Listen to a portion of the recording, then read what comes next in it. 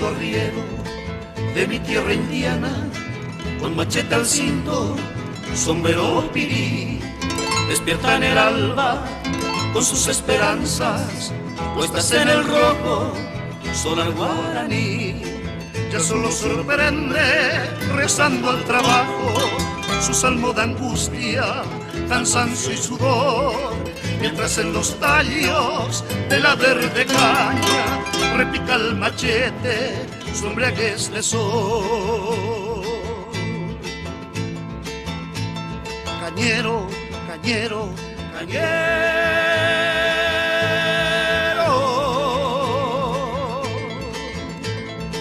tu estampa de bronce es fuerte y soberbia, igual que el taller. Cañero, cañero, cañero,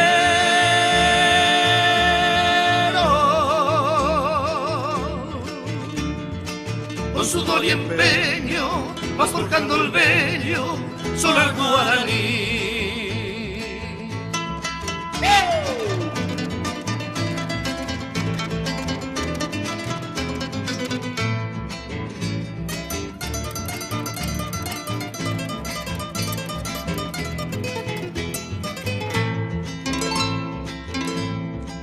El sufrido arriero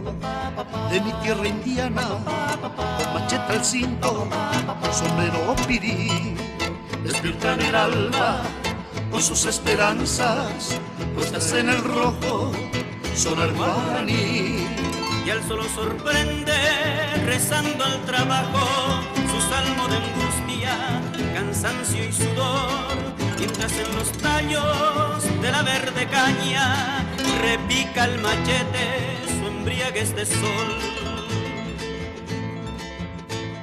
Cañero, Cañero, cañero, cañero.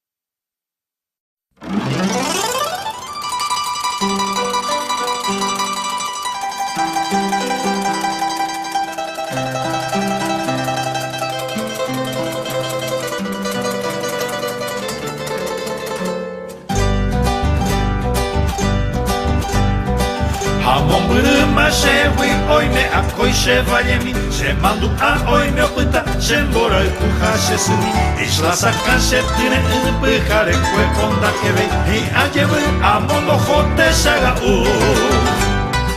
Al evocarte dulce amor hoy te recuerdo en mi canción Y aquellos versos que escribí con la pasión del corazón Al recordar quiero volver, isla saca y amanecer Y así sentir Caazapá y así cantar